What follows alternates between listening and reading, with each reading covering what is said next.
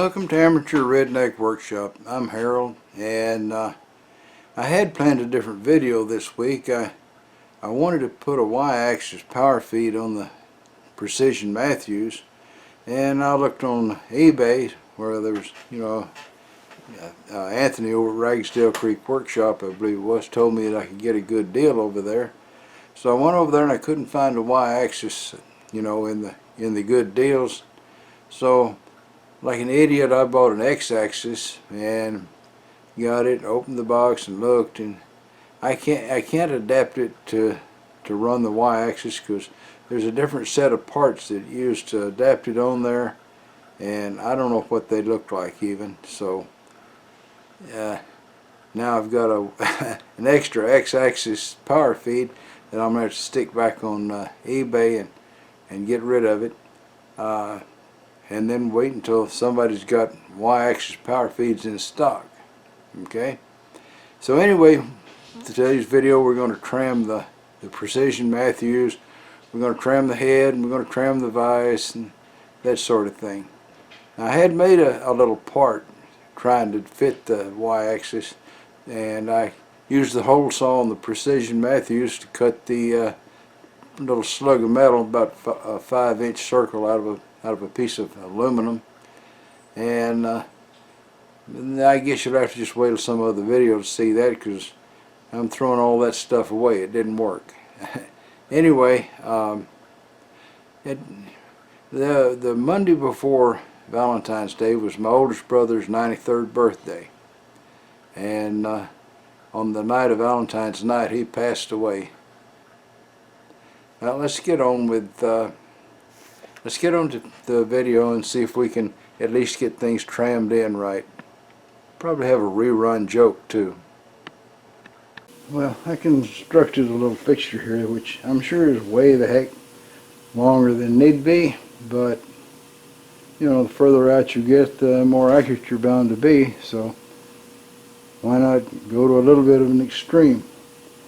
Now, I set this guy on 0 at the other end, and here I believe she's reading about 30 thousandths. So that means when I loosen the head and crank it a little bit, I should be able to move up here about 15 thousandths worth and make things look better. I'm going to reposition you guys. Alright, when I loosened the bolts it moved just a little bit. So let's see if I'm going to go the right way here.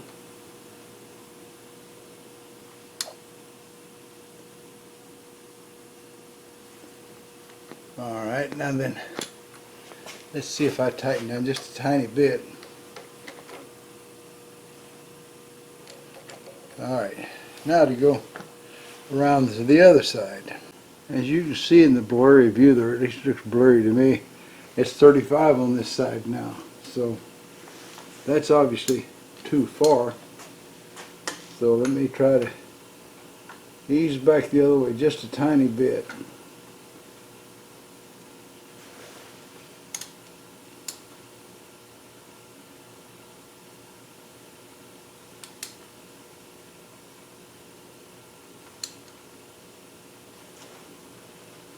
Oh, I'm not even touching. That's odd.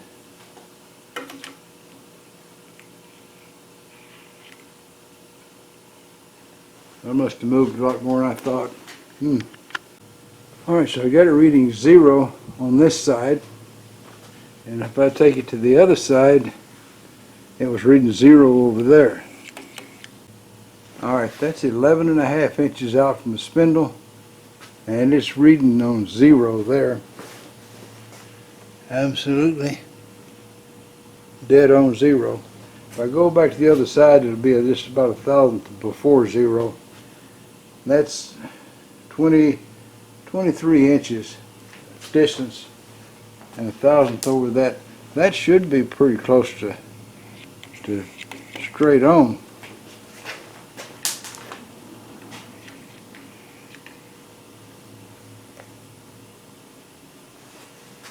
Alright, I took it to the other end.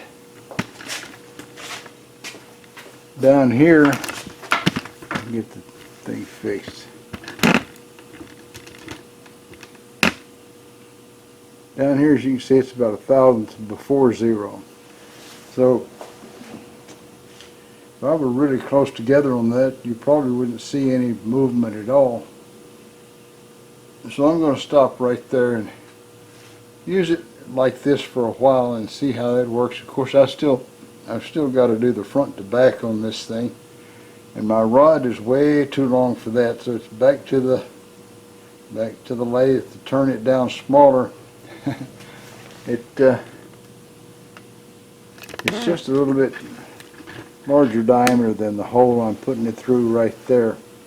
So I've got to turn down this part here, and I'll come back and we'll check front to back on this thing. See how we get there. Alright, I tightened the bolts down and that 1,000th of an inch went away. So I'll move and see what it looks like on the other end. So now it's reading 0 on both ends. I'm pretty sure that's going to be right there. So then I'll check it front to back, and of course I got to take that rod out of there and machine it down a little smaller, and then I'll come back. Okay, so this time we're going to work front to back. That's on the 0 right there.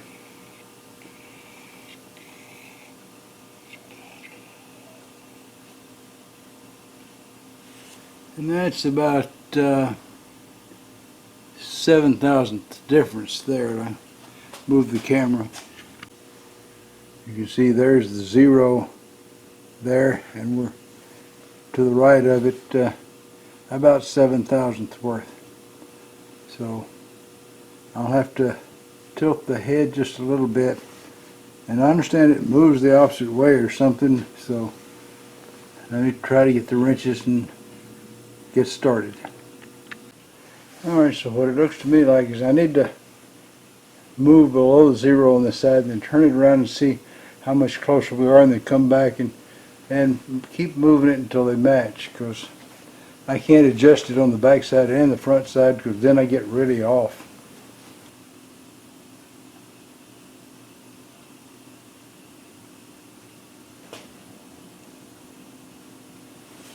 Alright, let's see what it looks like on the back. It moved a tiny bit closer. A lot of movement on this side is just a little bit of movement on the other one.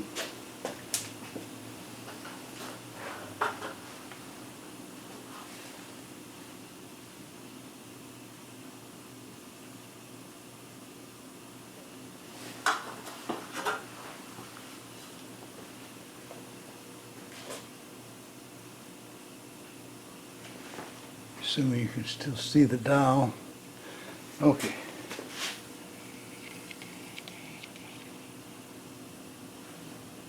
So that moved it about 7,000th on the back, closer to the 0. So we'll move it some more.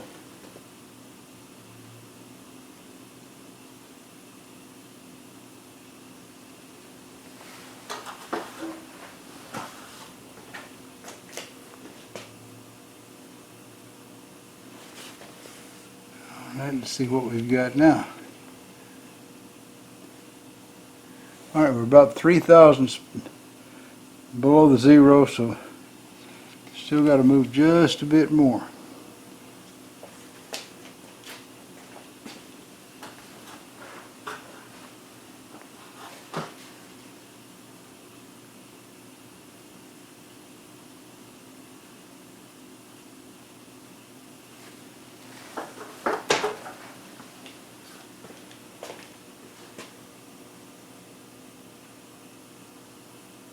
Alright, that's reading 0 here.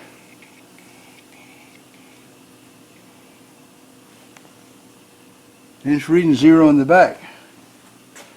So I like that.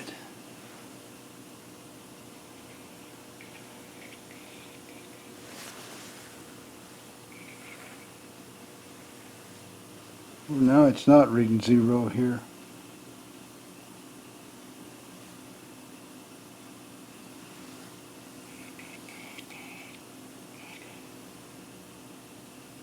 Now it's past 5,000, past zero in the back. So we've got to move it the other way. It went too far.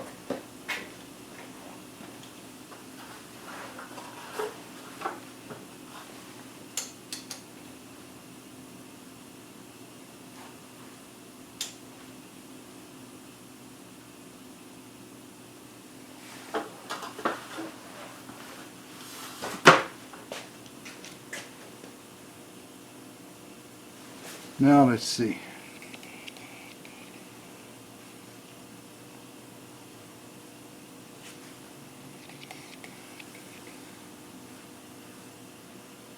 There's a thousandth difference between the front and the back.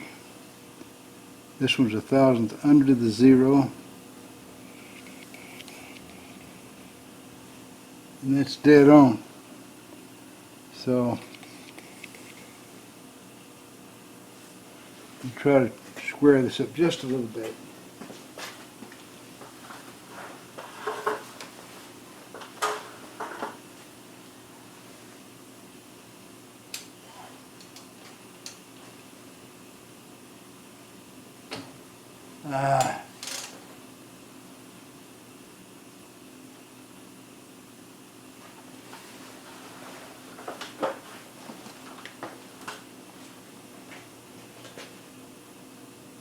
It doesn't take much to make big things happen. If it's zero in the back, and it's pretty much a half a thousandth from zero in the front. I guess that's a distance of about 6 inches.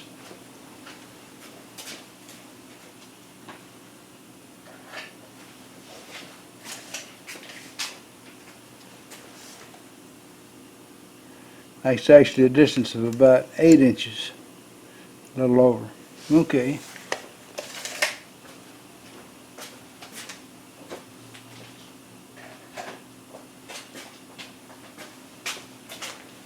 So I'll try to tighten it down and see if it stays.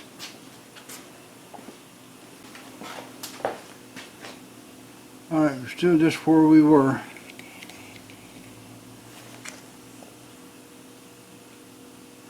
Alright, the back is now a half a thousandth below zero, and the front is a half a thousandth below zero. So I think that that's about right. I'm going to stop there and we'll use it like this for a while, and if I find a need to be more accurate, then I'll redo this. I suppose that the mill's not trammed until the vise is right, so we'll go ahead and finish that off while we're here.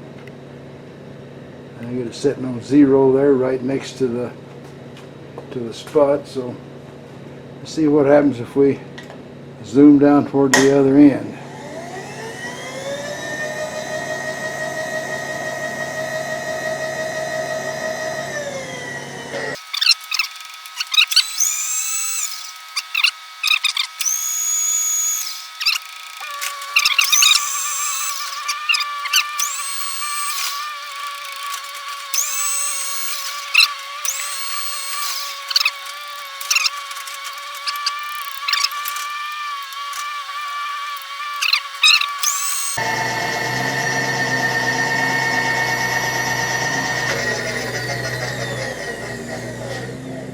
It held under the zero all the way, so I'm going to call that good. The vise is now living over here on the Precision Matthews and not on the Grizzly.